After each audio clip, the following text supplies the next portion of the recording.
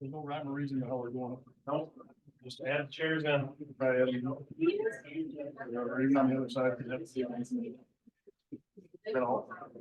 That's all the shared. We're all set. Yep, that is. Yep. Thank you. Yep, thank you. Thanks for your help.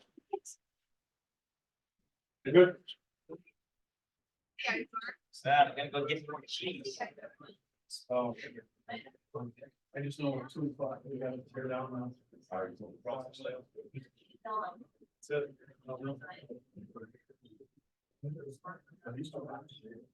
Thanks. Let's get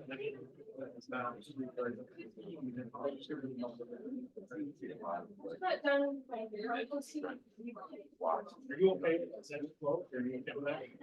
Fine. Okay, thank you. Listen, I know if I come back, I know Scotty's gonna come back. So he wouldn't come next year. Huh? He wouldn't come next year. The year after that? No, it's okay. It's meant to be. I had it. But it was just a lot. Hey. Hey, Are it's you good. one of the panel doctors? Yes, I I am. thought you were the moderator for this one, and I started speaking, so I texted Trevor, and I was like, So I listened to me. and I was like, I don't want to like take it, and then I realized you were actually speaking. We're both on the So panel. we're forward. But I'm just gonna tell you something about maybe. Okay. Period. Nobody can see it. I can't. Okay, The mic on the desk is on. okay, Everybody can hear that. okay.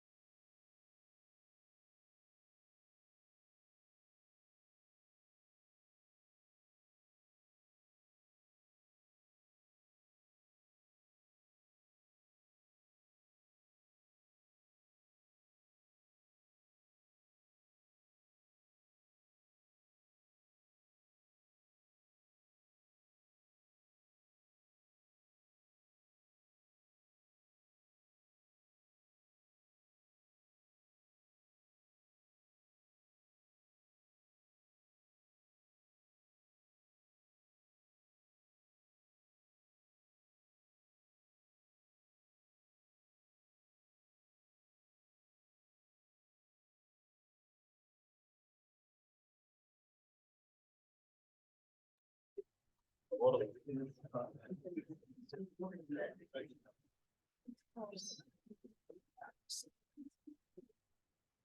right, so we're gonna go ahead and get started. So I'll time, if you haven't signed in yet, there'll be time after the discussion to sign in. I will have it after that. All right, so we have some wonderful panelists here today.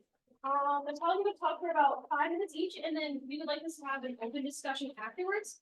So after they're done talking, we're just going to have a group discussion. You guys can go ahead and ask questions to any of them. But to start, if you guys can introduce yourselves, say how you're involved in finance, something like that. And there'll be 5 minutes for each of you, and then we can go ahead and have that discussion. So,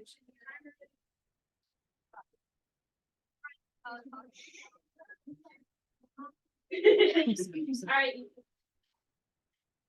I'm Layla. I'm a junior here. How I'm involved with climate is I was an environmental science major and then I couldn't do the science classes anymore. So I switched to sociology and anthropology.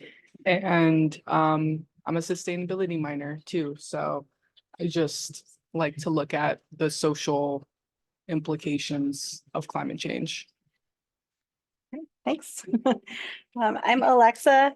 I teach sociology and political science at EC. And the more that we look to technology for faster, better climate solutions, which we should be doing and is wonderful, I think the more it becomes important to look also to the human side to find out how they're happening, right? To make sure that our values actually match and our practices match our values, which is really what sociology is all about, making those things connect. So I wanted to just provide some questions that come from some major sociological theories, stuff that I do all day, that I think can guide us in just trying to figure out whether our community is actually happening according to the values that we want it to, that we hold under. So from a guy named Durkheim, I would say we can ask questions like what in our society provides or could provide order and stability, right? Our school systems, our economy, our governments, our faith communities, what institutions are there to provide stability and what threatens stability? We can ask, following a guy named Marx, whose interests are at stake here? Where do we see power being consolidated, held, protected, and where do we see power being extracted, right? We can also add to that questions from Jane Addams or W.E. Du Bois, thinking about how to evaluate the society that we live in from the perspective of the least powerful person. And that's going to lead us to questions from a feminist approach, from an anti-racist approach. It's going to lead us to questions about what we want for our children as well. So, so if we can bring each of those sort of systems of analysis to what we want to change, then I think we can build the solutions that we're looking forward to according to what we wish for, not the power systems that we already have. That's what I got. Oh, Thanks. I'm Frank Potter, retired university faculty, not from Elmira College, but from in Kansas, an environmental scientist, environmental sociologist, so that's why I bring some of my viewpoints. What I wanted to do is mention a little bit about People for a Healthy Environment, PHE we call it. This is a regional organization that formed back started to form in about 2006. And officially became chartered about 2009 in response at that time to the fracking that was talking about taking place and taking a look at not only all the problems with fracking, health problems, etc., but the impact that it has on our local community and community structure. That's where PHE got its involvement. Since then, we've been very active in education, having a number of seminars dealing with waste management, plastics, Get into all the stuff, we could spend an hour on plastics alone and its problems. And recently, a very nice project we've been running to try to get young people involved is we've had a video contest the last couple of years with junior and senior high school students in our local counties around the area. And we've had some very nicely produced climate and climate justice videos by the students in high school. If you're really interested and worth looking at, you can go to our website and they are posted on the thing. Presently, right now, PHE is taking a closer look at this recent problem with fracking with carbon dioxide and its impact on water, the pipelines, the drilling, etc. And the fact that they want to potentially build 12 power plants in Chemung, Tioga, and Broome County. I think they added to Bend because they need approximately 1 million acres to get enough resources. And you add up the land available in those counties, and it doesn't come up to 1 million acres. Again, it's a problem. Where are you going to put all these things, particularly drilling and the pipelines and all? And it does have a major impact, particularly on the poorer, less developed areas. We're not going to go into fancy resort area. They're going to go into the countryside, people struggling to make ends meet. It's a very serious problem. It needs to be very carefully examined. What else have I written down? Oh, another one that I think it's a concern to keep in the back of your mind. And this is this problem with climate migration. And the effects that it has. Again, we see it occurring primarily low-income housing projects, stuff that's all been put on floodplains and cheaper land next to rivers. And of course, with the increase of storms, we're seeing that these communities are being impacted more than other communities that are able to handle the storm. Interesting example, Camden, Louisiana.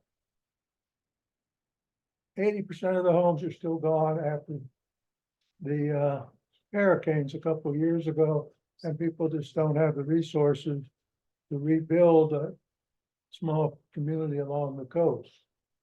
Now they're being impacted with the idea of a liquid natural gas export being built there, creating a few jobs. So again, that's another problem we see with the spread of injustice. Plastics, this is always a very sore point. I very quickly just remember plastic, go in the stores and look where you see most of the plastic. Again, it's in low income communities. Oh, I think I heard a bell. So I'm Adam or Dr. Gambrone, if you don't know me. I teach math here at Elmira College. This will not be a math class. So I kind of got into climate and climate justice topics through the justice side of things. So maybe starting 2020, maybe right during COVID. I taught a spring term course about trying to analyze fairness and equity in social justice, and do teach it roughly every other year. When we think about topics related to voting in elections and how that has impacts and how those decisions are made, we think about questions of fairness. We think about talking about equality versus equity versus justice. We think about things like redlining and gerrymandering. So how those kind of policies and practices have had very disproportionate impacts, going about right, disproportionate impacts on different communities. Not positive, rarely positive.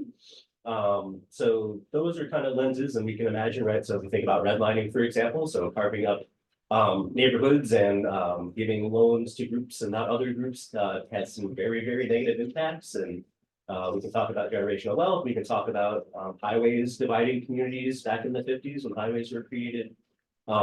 We can talk about those communities normally being in or adjacent to industrial zones. If we talk about pollution and environmental factors, right?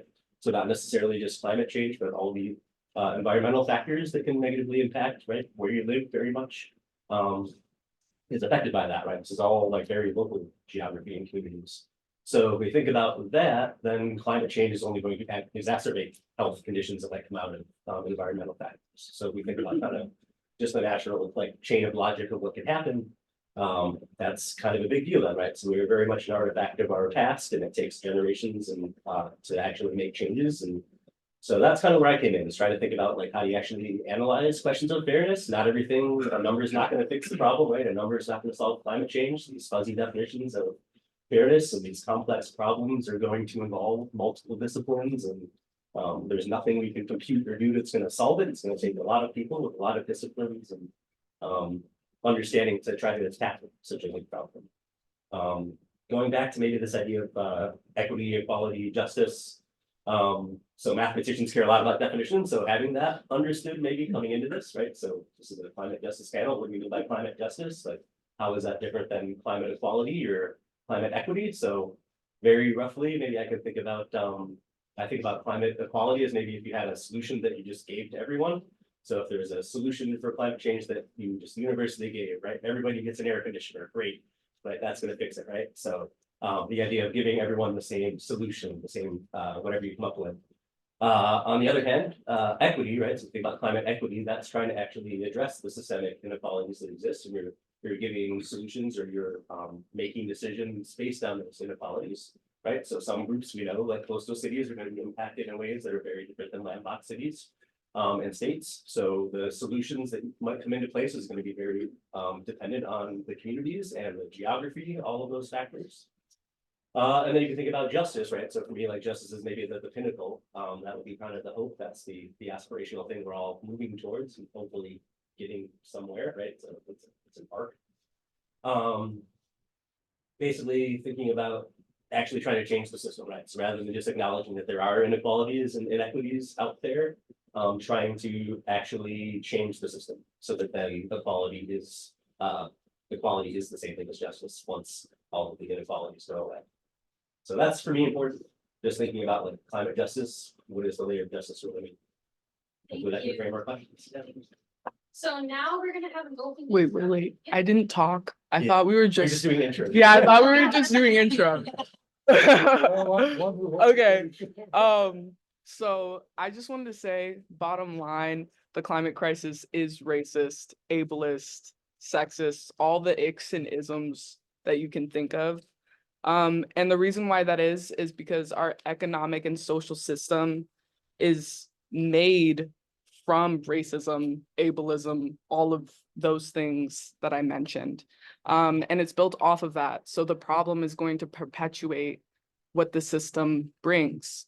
There's also finite resources on the planet, and we can't have infinite growth with finite resources. That just doesn't make sense.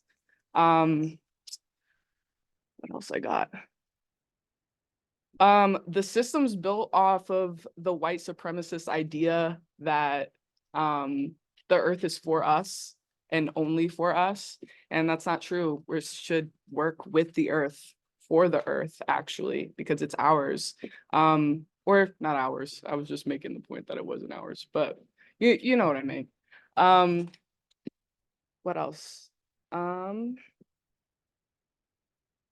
The reason why I got into sustainability initially was because of this one Venn diagram that I saw freshman year. And in each of the corners, there's economic, social, and environmental. And in the middle, there's sustainability.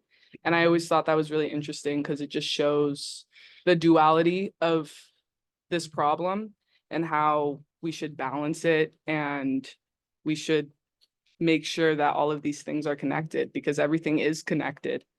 And I wanted to include this quote that I don't know if you guys know her, but her name's Elizabeth Yampier. And this quote was just like amazing. It changed my life. She said, "The speed of progress moves at the comfort of the privileged." And I just think that relates to sustainability because like my communities, it affects me directly. I'm Black and queer, and like it will never move fast enough for me because this is a white world, a white cis straight world, and that's just how it is. And the progress won't move fast enough for me to help me out. So yeah, that's what I would have said with my intro. It's okay. Yeah, I thought we were just introduced. Feel free to ask questions to any panelists. And we can just kind of start a discussion, you know, you could ask questions after another person does. Just kind of, if you want to say anything, just go right ahead.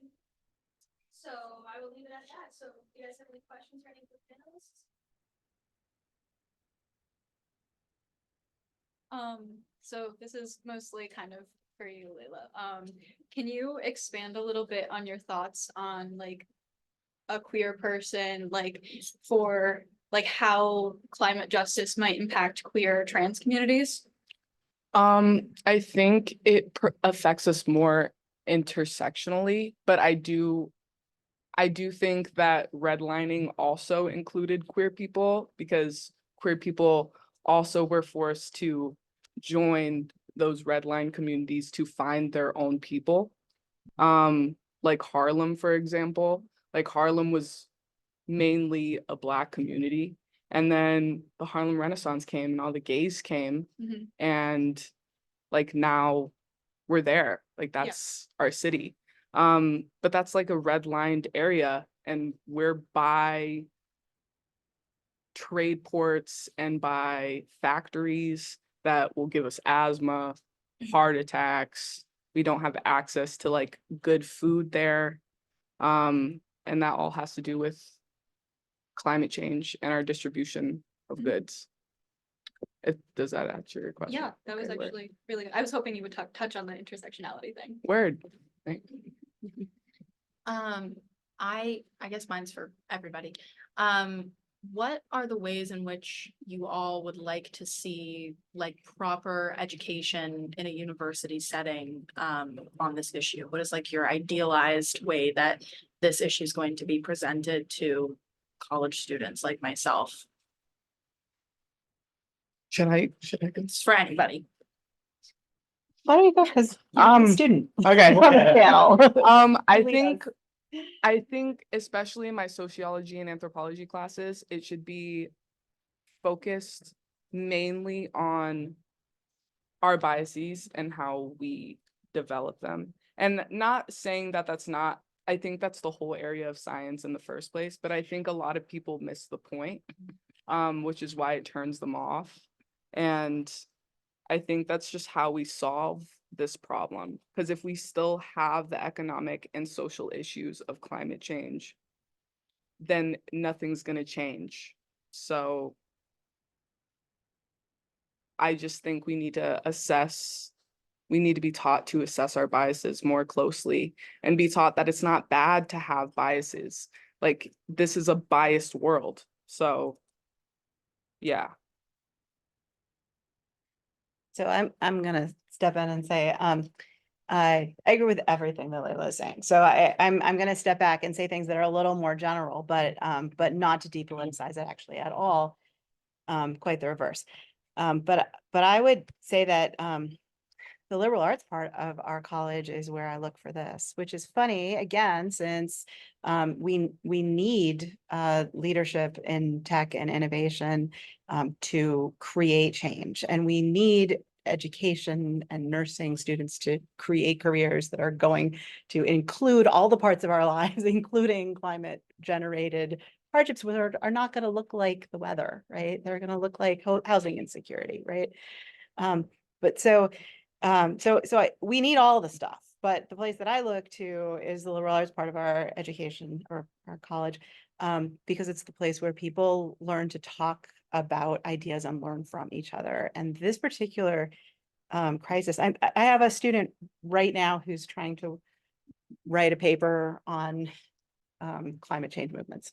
And there's like no way to wrap your head around that. That's huge because it's one of those things that affects every single person. But if we break it down into smaller parts and talk about how it affects our lives and our own experiences, we're going to get somewhere. And if we don't have the skills to do that, then we're not going to get anywhere, right? So I don't know. It sounds general, but this is actually a very specific concern for me that what we're doing in our classrooms is encouraging student voices, feeding students what they need to gain research skills and figure out how to do that research, keep track of where the good information is coming from, build literacy with information, and then most of all, be comfortable in conflict with other people.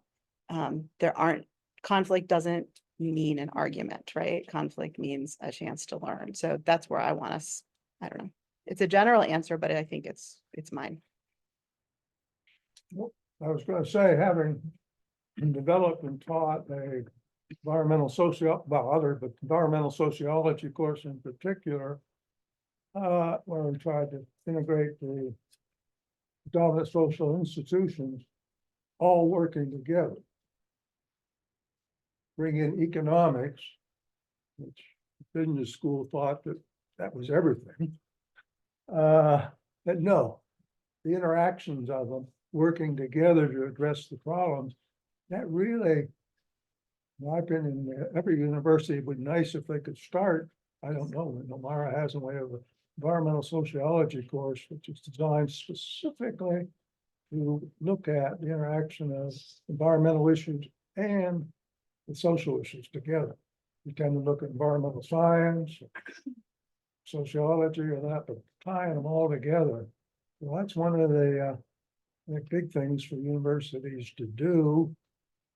I have no idea since retiring whether the course is now still being taught or whether everyone on campus is excited about it. At EC, we'd probably call it the sustainability minor is where people can do that in a Yeah. number of courses. That's where we would come together. So that's one thing to do, yeah. Yeah, but if we say it's not one course, right, it's like say, right, to talk maybe about biases, right, like we know like an implicit bias course, a 3-hour video module, it's not gonna solve. the Yeah. problem, right? So we definitely don't want to say there's a course that every student takes, that's not gonna do it, right, like, that is not a thing. I'd have to say, like, think about our college mission, like, part of the college mission was about students becoming globally engaged citizens, so globally engaged, the world becomes smaller because of how interconnected it is. The citizen part can get into maybe right action implications. And then kind of interdisciplinary. So again, getting back to like right, having maybe the fields that you're pursuing in your college education, seeing that as like not separate disciplines, is actually disciplines that talk to each other. And actually we all need to talk to each other as separate disciplines because these problems are interdisciplinary problems. And the solutions are going to have to be interdisciplinary. So hopefully that's it, right? There's kind of there is a purpose behind the pillars and the world engagement and all those gen ed things. And that breadth is giving you that exposure to all of these things. That's kind of the underlying purpose of that was not, right? So that it's now just about finding those courses, that sequence of courses, that minor that is interdisciplinary that speaks to you, that then you can actually leverage those things that maybe feel like check boxes sometimes in a way that actually that's something you care about. I do have a question for Elmira people. Your education program, are the students required to have an environmental course? No. Yeah. Okay. No, I meant for in Kansas, the state requires going into elementary, going into education, all levels. They were required to have some type of environmental science, environmental course. Be certified. I don't know how widespread that is. That was another way of approaching getting it into the school system. Good requirement. That's a good point, because I think like sustainability isn't in everyone's curriculum unless you're like studying environmental science or sustainability. And that's not cool. Cause I should I should be able to talk to anybody about this because we're going to a liberal arts college and it's so small. And we should all be talking about roughly the same things. Sure, everybody has their area of study, but it should just be, this place is about getting like a broad education, like knowing as much as you can. So why are there majors that don't involve sustainability whatsoever? Because sustainability really does affect everything. It shows you that everything is connected. And honestly, I would not think of the world the way that I do if it weren't for my sustainability minor.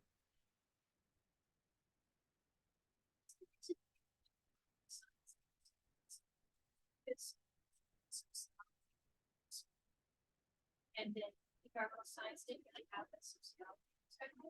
Yeah, I changed so I went on a trip and I came back and I just couldn't, like, chemistry didn't scratch my brain the way that I needed it to.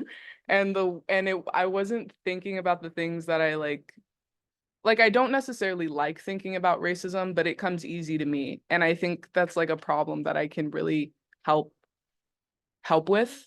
And I don't feel like just the environmental science stuff was like helping me with that goal. Because I joined the environmental science major so that I could like help with like food apartheid, food insecurity and stuff like that. And that's more social than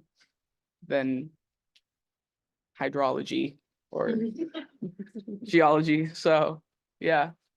I'm glad I took the environmental sciences though, because like I think you should have a little bit of a balance, because if I didn't know about like how the world, like how the physical world works, I wouldn't know how the social world works, because our social world is based off of the physical world. Mhm. I haven't really studied it. So when I have learned, it's very clear cut. This is happening. Here's the data. Here's how this works.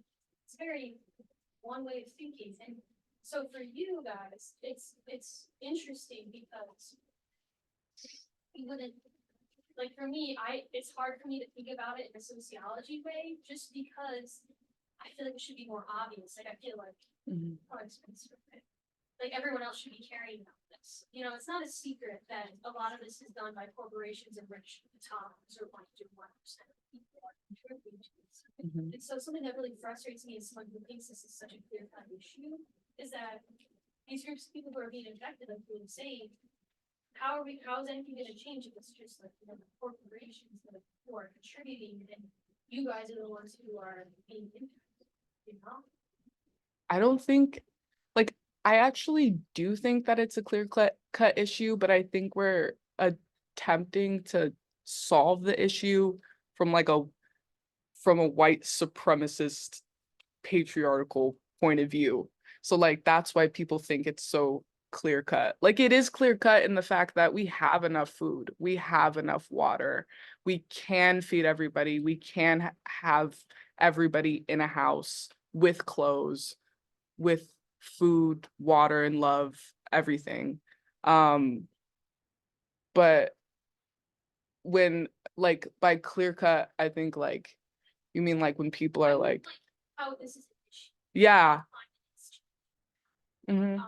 These communities are being impacted. You know, they're gonna move into the more like minority instead of the rich. So I mean, like that's very obvious. Yeah. That's what I meant when I said like when I look Gotcha. at data as environmental scientist, it's a very obvious this is an issue of happening. Word. That's what I meant. Oh, word. I didn't know what you How like sociology, like how do you You start with yourself and you think about the things that you are biased about. I think everybody has, like, I will admit, I'm racist towards myself. I'm homophobic towards myself. I tell myself that I look too gay. Like I look gay today. Anyways, and like I tell myself, oh, this is gonna make me look black and this is gonna make me look intimidating, whatever. I tell myself that. And like I think particularly white people are afraid to be like, oh shit, I am racist. We live in a racist world. We were socialized to be racist. Everybody's going to be a little bit racist.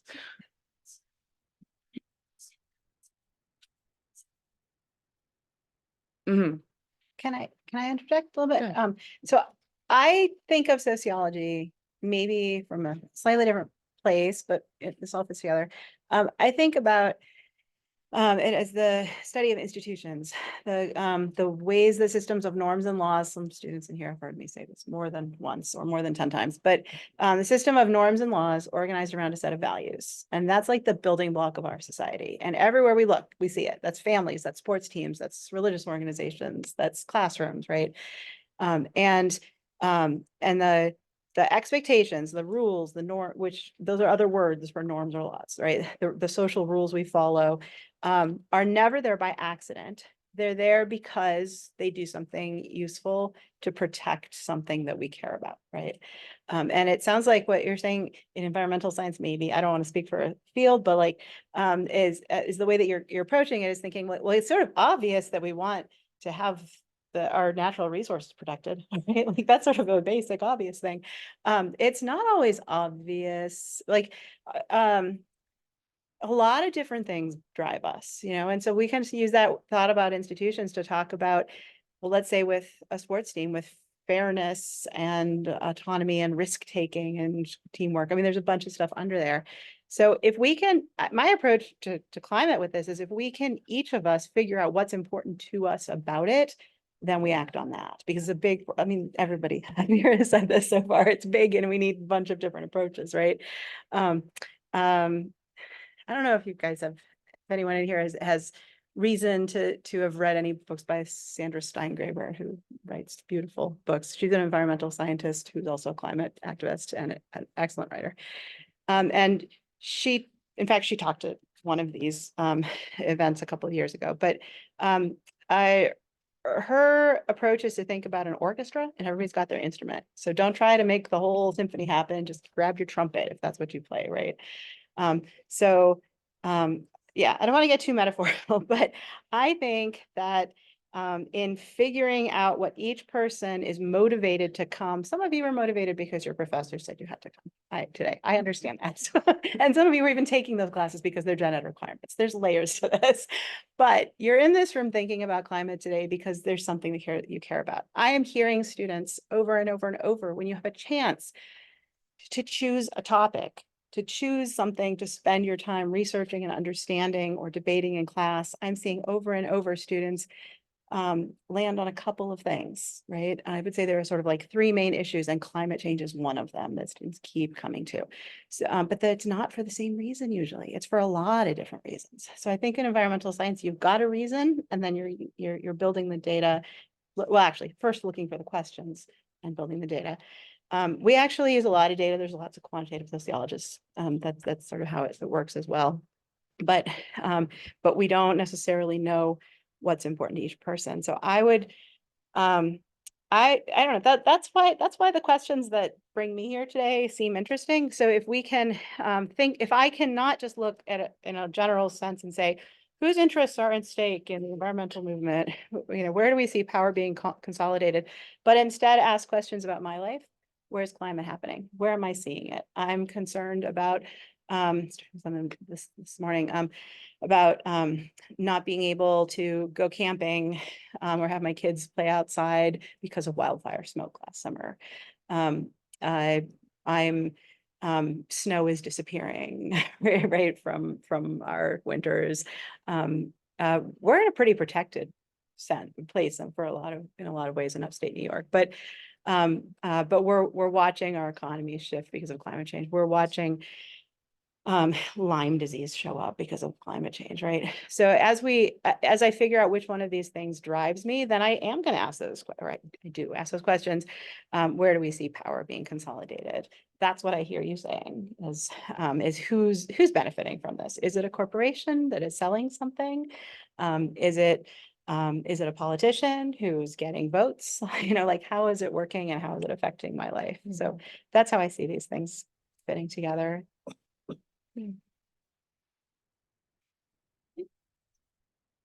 Within my generation, at least, I've definitely seen an increase in emotion that is like angry and definitely just fed up with this specific issue that's around it and interconnect with it. Because of this anger, I would like to not jump to the immediate, solution of like burn it down, but like I want to ask you, like, what are some things that we could start with instead of just getting rid of it all? Because obviously now that it's here, we have to work around it. Well, you know me, I'm in your generation. I am kind of in that burn it down sort of era, so I can't really talk. So that's y'all got that.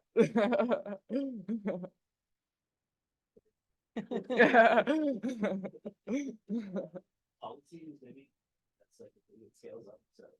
We think, there's a question in the morning panel about, kind of the business context and the business incentive for someone who wanted to start a business. So what's the incentive maybe to think about environmental things from a business, so. From that lens, maybe, right, we're all consumers, so the group of consumers changes what they value and the businesses they support based on the practices of that business. Right, large movements happen in social media.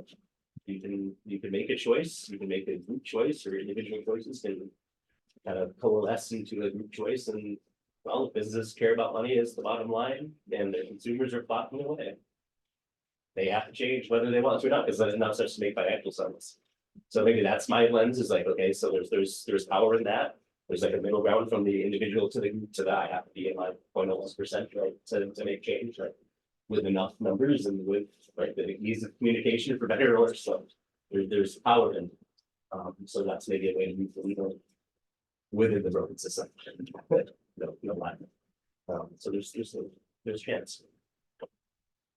Well, the other thing, and it's very important, is you hear it all the time, vote. But do the research behind your candidates. Then say, oh, the economist bad, I'm gonna vote for this. Oh, there's a lot more to it than that. You gotta look into it closer. And get involved locally on politics. It starts there. A lot of the problems we're seeing in the Battle of Washington, D.C. in building for 40 years, when there was a national movement of groups to move into the school board, local boards, and work their way up, Now they're up there, and people are angry at them and don't seem to be doing anything. It started at the bottom, and we can do the same thing. The other thing is, go to the grocery store, go to the people, complain, ask them to do something. Go to Wegmans and ask them to provide little cloth bags to put the vegetables in instead of plastic. If enough people keep asking, keep pushing on it, hopefully it gets changed. We can always go out and get arrested for demonstrating, but I'm not sure I'd recommend that. Local politics is a good, right, because you mentioned earlier about the creation of power plants, right? So the first conversation that's probably gonna happen in right in front of people is at the local level. So there is a lot of power in that, right? We see a lot of younger generations, right? They give, okay, well, I will get elected, even though I maybe don't love politics for like the reason that some people might like politics. There's value in being in the room. And the local level does that, right? There's all these elections, the down ballot things that you're voting for, and like you're maybe not looking at like the camp with the agendas of who's running under like the local level things, but that might be worth the research actually. Or you become ballot running.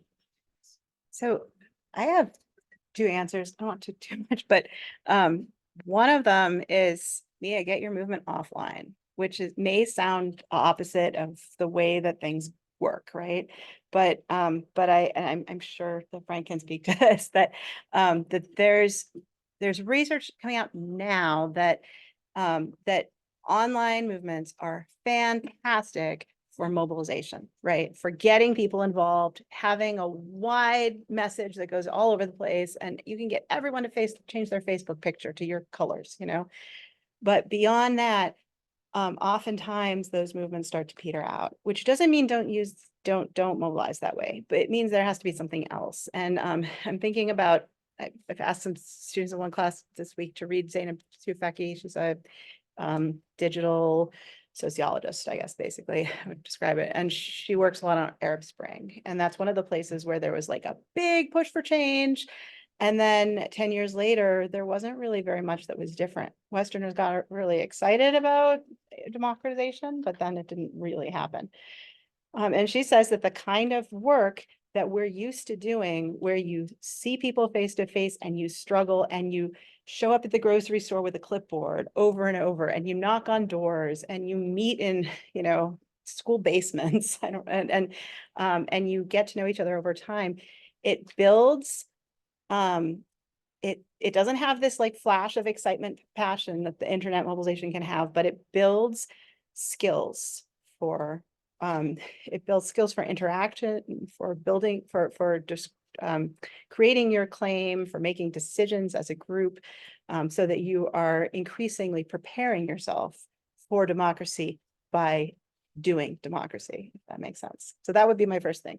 Stay online, but also get offline. Although I can see you guys are doing that actually. Cal Sophia is an example of a club on campus that's doing a really good job of that. By moving back from some of our digital forms to in-person stuff. But then the second thing is go for a hike and get all your friends out there. This is a personal answer, not a sociology answer. If you love the environment, you will do something about it. If you understand yourself as part of a whole, if you walk into a gorge in upstate New York, you cannot avoid understanding that you are home, that you are part of that gorge, you know, just as much as you are part of your dorm room, more so really. So that's my personal answer is get yourself and the people you know into a place where you understand the vastness of what we're protecting.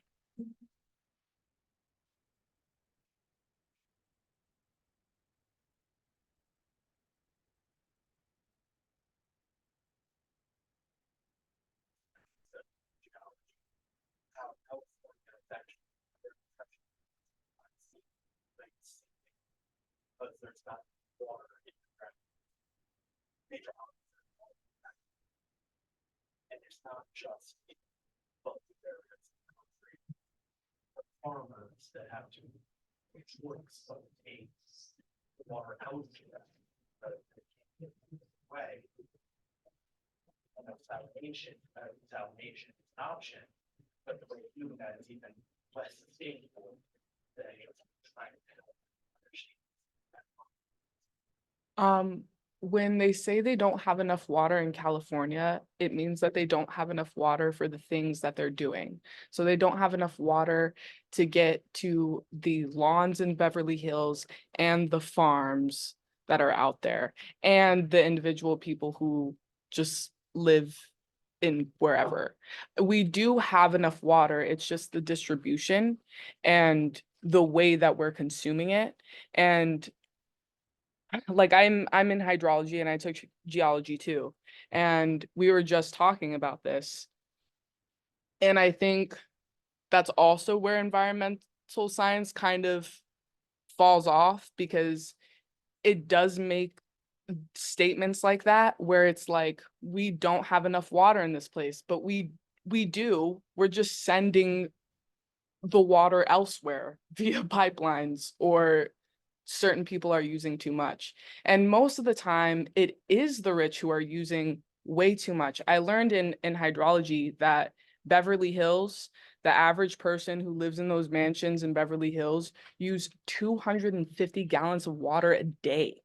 When we use water here, we use around 50 gallons a day, that's not good, but like 250 gallons a day, bro. And that's in Beverly Hills for their lawns.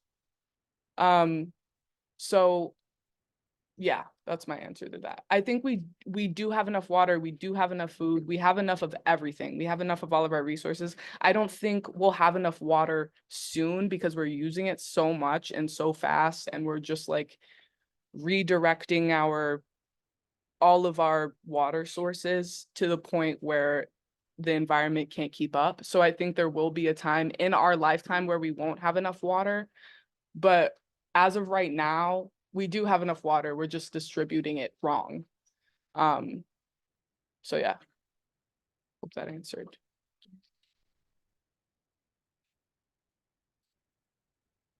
I think that gets into the different ways of knowing it, like the implicit assumptions being made, Mhm. right? About like water use, are we coming into that conversation with under the assumption that what is being used is the right amount, right? And like, Mhm. it's not assuming any behavioral change, right? Like, Yeah, we're not talking about like what does comfortable mean, what's really the bare necessity needed. yeah. Like, we can talk about, I get comfortable and I'm very comfortable and I'm like, you're just using it to use it now, like. Yeah. There's that range there, so. Like it does get complicated because we don't actually know how much we need because everyone just overuses. So that's really hard. So I feel like we're definitely gonna run out of stuff eventually, but as of right now, I feel like if we're just like, what do we actually need? I think as a society, and that's where the sociology comes in, as a society, like it's about like how are we getting all of the things to people and what is it that we actually need?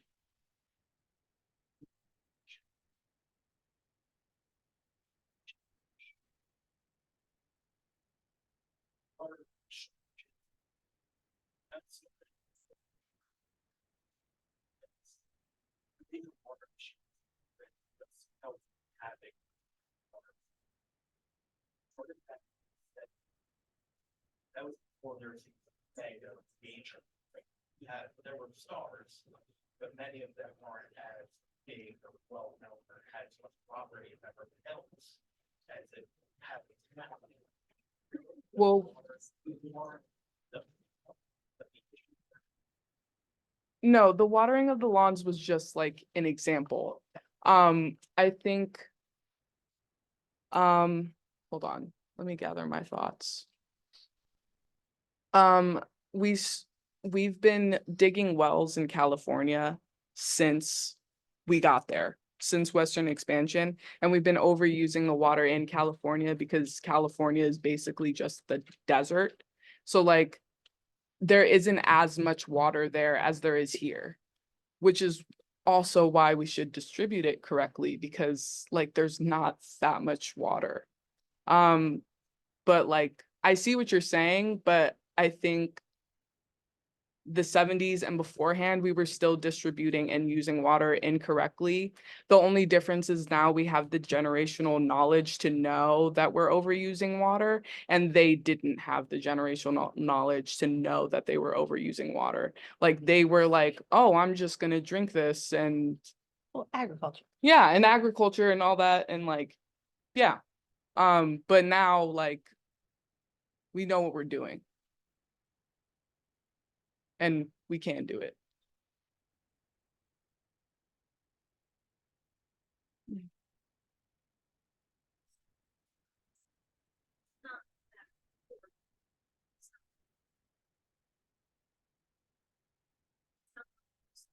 No, not at all.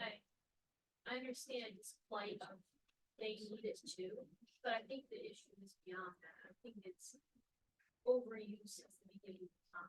It's all this nonsense. Yeah. And also like the way that we use like agricultural water, like some of that, most of that water just goes to their agriculture, and all of the stuff that we're growing in those farms goes to our big corporations. Those people aren't really using that much water for themselves. They're using that much water so that they can keep up a business. And I think that's wrong. You shouldn't have to overuse water and do all of these things just so you can make make a little bit of money so that you can feed yourself. I think you should just be able to feed yourself. Well, one of the important, so the Green New Deal has sort of just become a symbol without really any, like, we don't really pay much attention to what's in it, right?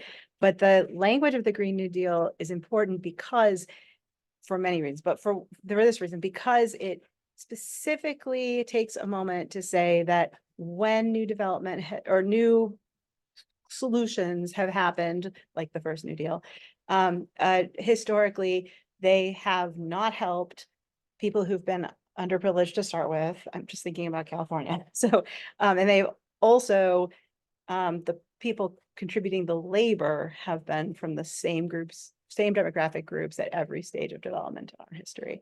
And so if we're looking for questions of justice in California, that's right where I would go. I think also the issue is like with water usage especially, it's not so much small farms, it's like commercial farming. And the way that we overproduce like crops, especially like corn is a huge one because like the government Corn's subsidizes crazy. it.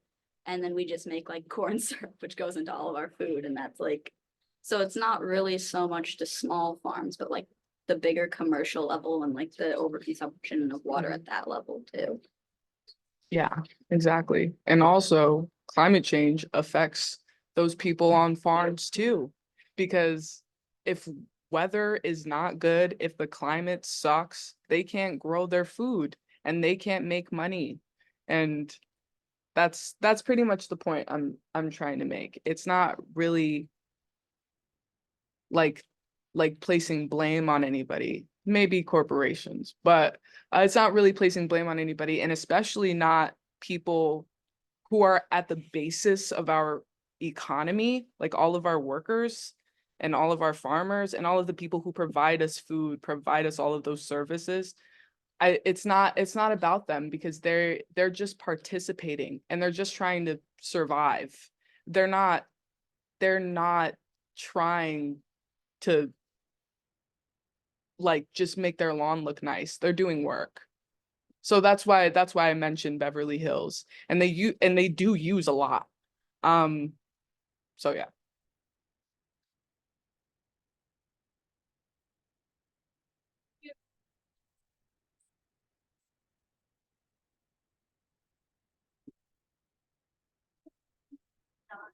Watering the lawn so much.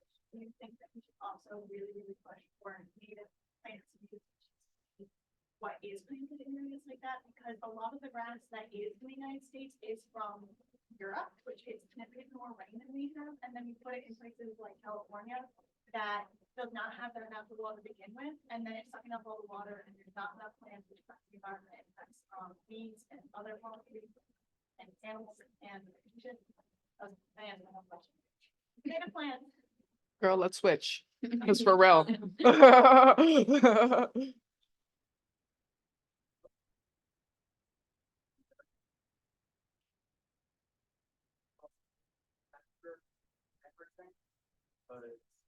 honeybee was not native to Mm. North America. But honeybees have had time to acclimate to the environment, and they didn't know that. But the fact that we're still bringing over not native species is like insane. Is yeah. I do know that honeybees are native here, stuff on other species, but also they just use all pollen. But the bees are used to. Another major thing that actually is a question for swamps. A lot of people are eradicating swamps and marsh grasses because they're not native. But those marshes actually help trap carbon, which helps relegate climate control. So, do you think that that's just non-native plants, or should some of them more aggressive?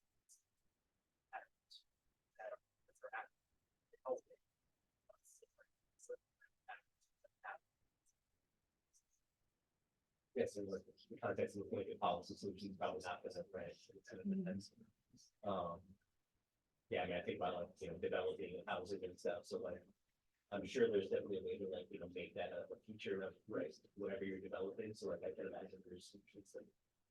Take knowledge, right, like, yeah, going back to like, taking, like, having your laws, part would used to be there, and there's definitely, micro and factors. They can probably still now with that, that's always a big way.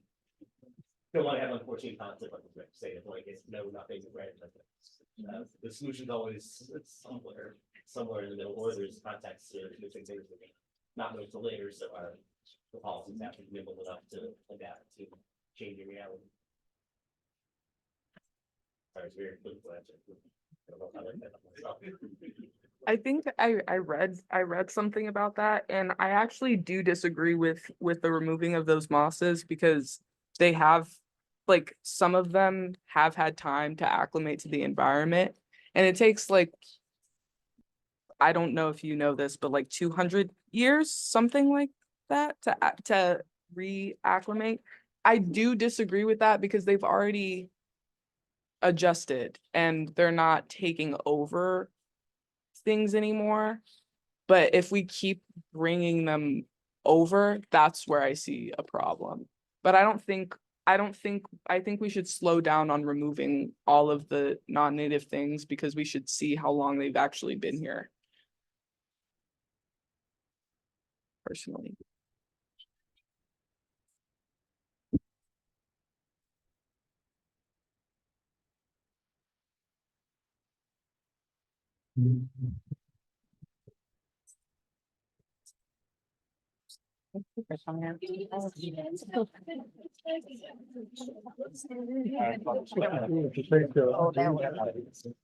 Take what? IDs on it, and then we have to send something, pay for the seminar, it's over, and then you give me IDs back. It works. Music department, particularly required for forces to do it. Sure, they instructed and collected IDs. It's really good to be. I know. Parking lot. Go to my room about one. We all know my bike. Oh, well. And I need kids to watch my room.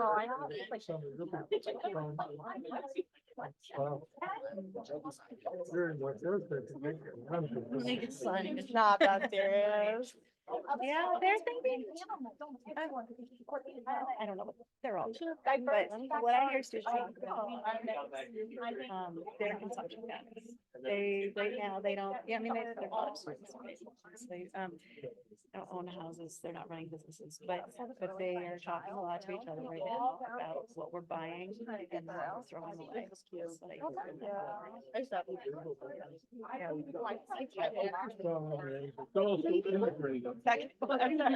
Sorry. No, you're good. Yeah. Yeah, it just made sure. Look at the economics, look at that, no, the social institutions are all integrated today. One of the biggest problems is we've gotten away from them. Right, exactly. Right, everyone's got their own solution. Yeah. We've gotten away from the interaction with businesses and society. Right. Exactly. Exactly. Some of the businesses. Exactly, yes. I could spend the whole day on that topic. Yeah, well, thank you for coming back Okay, to well, college, it's yeah. unexpected. I just walked into the building. So sorry to make you Right? personal question for you. How do you think like the structures for our rubric for social movements and how we constitute them, the successes and failures kind of plays into how our action for climate like might be structured? You know, I'm teaching a class in social change right now. I think that's what I'm doing, what's hilarious. Give me some more context, because there's a lot of ways I can. Oh, Yeah, what are you thinking? I want to start by saying I'm writing a page for Martha about the nature of social movements and how we can effectively sort of measure what makes an impact. And I noticed there are a lot of classical models and like the resource mobilization model to approaching social movement. And I want to know, like, when applying those ideas to movements we've currently or like in the past have attempted at, where do you think the discrepancies like lay? Does that make sense? Did I read that right? I think so. I was looking at Sam Tufekci's book on Twitter and Twitter. So we haven't seen it yet. She's smart. She's Turkish. She is hooked up to digital culture in a way. I mean, Arab Spring was now more than 10 years ago, right? So then that's sort of where all her research went. Now but she's got TED Talk. So if you're working on the paper, I am Actually working on Yeah. Arab Spring. Yeah, how cool. Okay, so she's a good person to to look for. So the question is, do older models Mark is kind of trained in political process. I'm sorry, in research source mobilization has no patience for it. That's real. Right. And I was sort of trained in political process, which is the like kinder, gentler, 15 years later version of the same thing. Yeah. And I don't throw it away quite as much as Martha does, actually. So it's interesting. I mean, so it sounds like your question is, do those old ways of describing how social change should happen end up? Okay, good. You're being evacuated. Do they help us understand movements? Kind of, yeah. Yeah, so what movements are you thinking about? Because there's not one thing now, that's like, Right. yeah. So like in our digital attempts to talk about climate change, do you think, I look at political opportunity model? Yes, yes, Do you that's think political that's- process. Do you think Yeah. that's a good way to look at it? I like it. I like the idea of looking at challenges as a chessboard, basically, and that's what the political opportunity sort of landscape idea is. And so I do actually, because I think it has to do with strategy. I think that designing, so framing, have you guys talked about framing at I've heard all? about David framing, yeah. Snow, yeah, so he's like associated with political process, but he's not one of the three main dudes, right? And he's in their generation, and he talks about how everybody is arguing to control the narrative, right? Yeah. And so everybody wants to be in charge of the master narrative.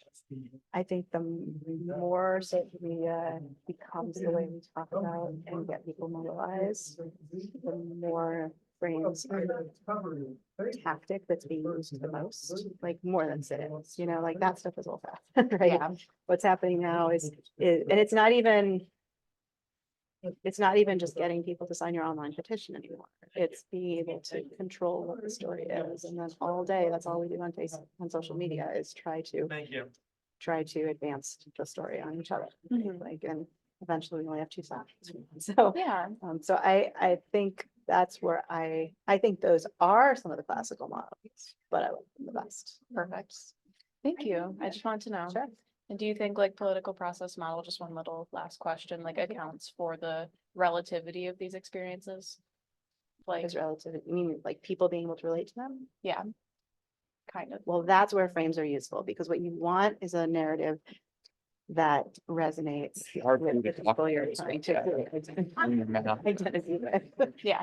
So you pretty much. Layers, I mean, it adds, Right, yeah, so it's part of the if story, you but. run into Durkheim. Yeah, talking but also about I come from like my collective background training, not effervescence, the that stats and data moment stuff. So where- that makes it easier because I'm more in the where like. people get more cemented. Gotcha. in a group, So kind of coming from and that they place, go oh, through cool. I rituals mean, some together, structure, and what's the it's like release. structure? How do you, I don't know, what if the does structure that change? ring any bells? So A little bit. A little bit. I've kind of Yeah. jumped around with my questions. Yeah, that's so. okay. Yeah. So that's like Durkheim's idea of how people create solitude. He's freaked out that we're all isolated. Yeah. So he's like, Sure, sure. but we're gonna be okay because For sure. we're gonna get together, go through ritual. It's like reading a novel where like, or watching a great movie where where you relate to the character, and then all the people related, all the people who are around you are with you. And then when you all watch the action scene and everybody's okay, and then you're like, it's all right, then everyone in the room is now part of it.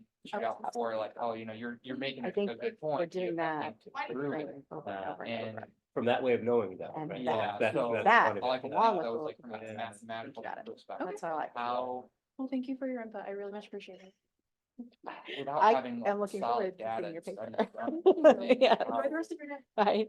beneficial is really progressing societal change. You're not gonna have the funding of the corporations or big businesses back anything unless you're, really saying, you know, here's our idea, but then here's the math to prove it. Yeah, well, I mean, it needs to be there, I guess when we go to the fiscal, the monetary side of it, right, like.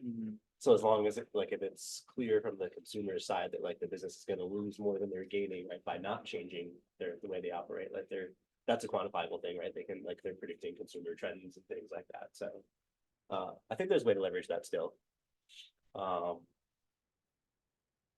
Yeah, and I think, I mean, I'm sure there are definitely consultants out there that would say, right, that if you were to, you know, change this material, for example, it's gonna cost you early on, but in the Yeah. long run, it's gonna get you X more consumers or more Right. customers, so. I'm sure there's a way to do that, like that analysis must be a thing that's done. Yeah. I don't know, like how it's done exactly, but I'm sure. So, yeah, well, or this is where those cross-disciplinary teams True. gonna, right, they bring in consultants from X firm or some other firm that's gonna bring in that, you know, expertise that they know about the material science, maybe of it.